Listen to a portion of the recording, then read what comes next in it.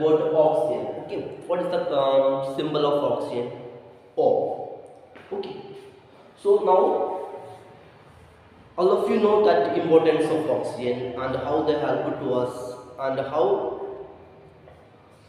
that is needed in our life. So now I will give you almost all the details about the oxygen. Okay, so oxygen is a life supporting gas. Oxygen is a life supporting gas. Okay, so just before I want to give some information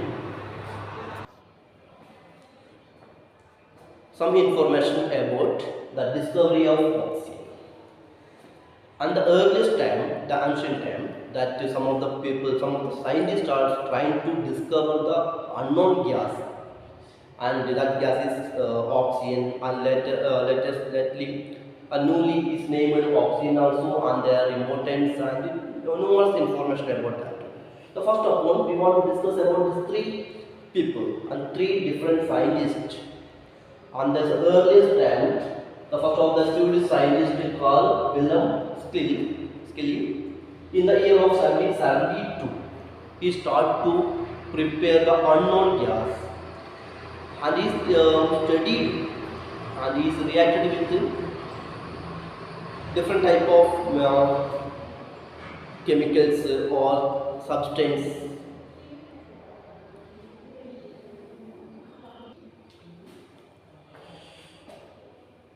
While the Carl Wilhelm is reacting with two different components, and by during that chemical reaction, what happened? One unknown gas is produced, and that gas is also helped to burn the substance properly. So that time he's identified the gas, but is not given the name and what is name of the gas, how they help, and this much details is not discovered in the time of 1772 to 1777. So, and after and before also, before this between this research and before, one of the most famous scientists, Joseph Priestley, that 1774, he is also start to discover, start to identify and trying to identify the gas. He is also practicing and doing the experimenting. So according to during that experiment time, he is also noticed one of that gas that helped to burn the substance, burn the candle, and candle is also blowing and producing the heat and burn properly. And this gas is also given to that some mouse, and mouse is also more active. So accordingly, that is one of the unknown gases produced, but he is also failed to find the name of the gas and giving the more information. And finally, the Anthony Lavoisier, that 1784, he is discovered and identified and give the name of the element, that is oxygen, and given the symbol also O. Okay, so according to this way, the different scientists is discovered and experimentally trying to give the proof about the oxygen, and the first two are failed to give and identified the gas but not given the name.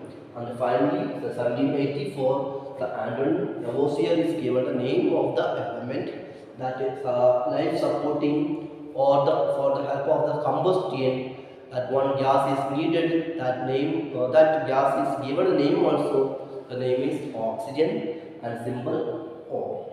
This much about the discovery of oxygen.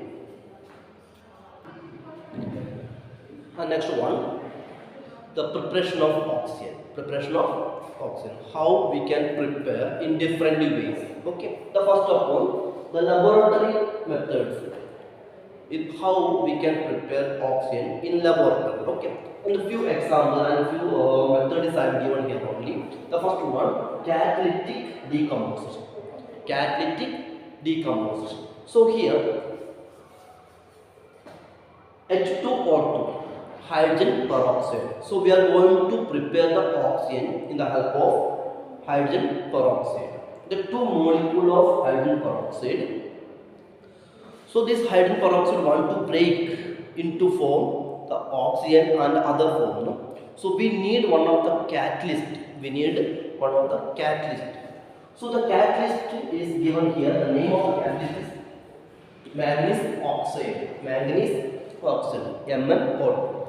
So what is the need of the catalyst? So that one of the chemical compound that help to this reaction. So this manganese oxide is speed up the chemical reaction as well as not involved in the chemical reaction. So this one is also helpful to break the hydrogen peroxide. Break the hydrogen peroxide and into form it to product it. The first one is 2 molecule of water. The water is also produced and the same time oxygen is also produced. So according to this way, the catalyst decomposition, the hydrogen peroxide is splitting in the help of the manganese dioxide, manganese oxide, and it forms hydrogen of water and the oxygen. According to this way, we will get the oxygen. So okay, this is one of the method to separate the oxygen in the help of in the laboratory in the lab. Okay, the name of the process is catalytic decomposition. And second one, the from potassium chloride in the help of the potassium chloride. So here the 2 molecule of the potassium chloride. Potassium chloride. So here also the potassium chloride want to split and want to in the chemical reaction we need one of the catalyst. We need the one of the most important catalyst. The catalyst name manganese dioxide MnO2. So in the help of the manganese dioxide, the potassium chloride is splitting into potassium chloride and the 3 molecule of oxygen. 3 molecule of oxygen. So here, so this oxygen, according to this method, we are easy to separate the oxygen. So these two methods, all of you want to learn properly. The first method is catalytic separation or catalytic decomposition, and next one from the potassium chloride. According to these two ways, we are possible to separate the oxygen. Okay. And the next one, the industrial method. Next, we are going to check how we can separate or produce or manufacture the oxygen in industrial method. Okay. So here is 2 methods given here only. The first one, we can easy to separate that oxygen from liquid air.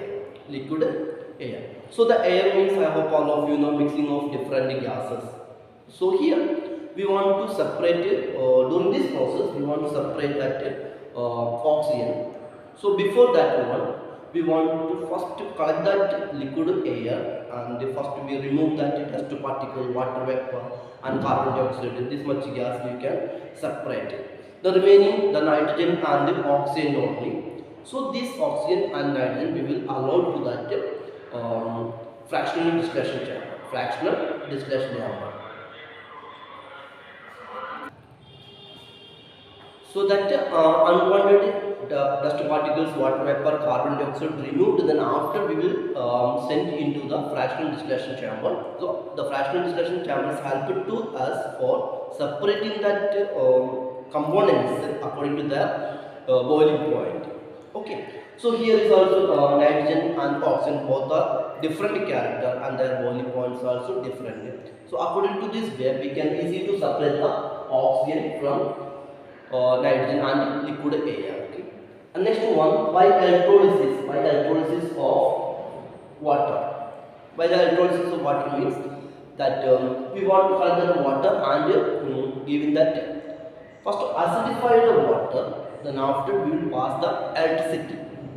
We will pass the electricity into the water. Then according to this, in the help of that electricity, what happens? That is that the water will be splitting into their ions. That means hydrogen and oxygen will be separate. So according to this way, we are easy to separate the oxygen from by the help of electrolysis process. By the electrolysis process, we can easy to separate the oxygen also. Okay. So these two are the method of industrial method to separate the oxygen. Okay. And next one, the physical properties of oxygen. Now we are going to the next topic, physical properties of oxygen. So what about the density and what is the solubility in water and what are the effect of litmus? So few points we want to discuss about the oxygen, that is called physical properties. We can say this much qualities is properties called physical property. So first one, density, about the density. Okay.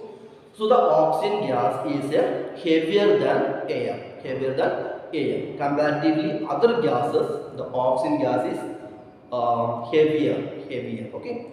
So density compared to the other gases, oxygen has a high density. And solubility, and the oxygen is fairly soluble in the water, a little bit only soluble in water. Okay.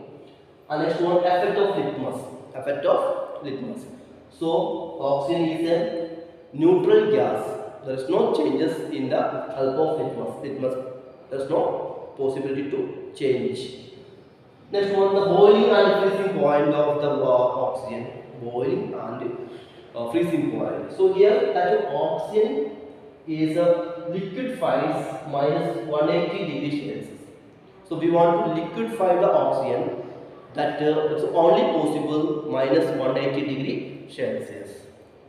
Okay, and so the oxygen want to freeze, so it is possible only minus 218.4 degrees Celsius. So these are the basic properties of oxygen, physical properties of oxygen, density and heavier than the gas, and solubility, sparingly soluble in water, and effect of litmus, the oxygen is a neutral gas, there is no changes observing in the litmus paper, and boiling and freezing point of water oxygen is oxygen is liquefies minus 180 degrees Celsius, and freezing point minus 218 degrees Celsius. These are the basic information about the oxygen. So all of you study this topic carefully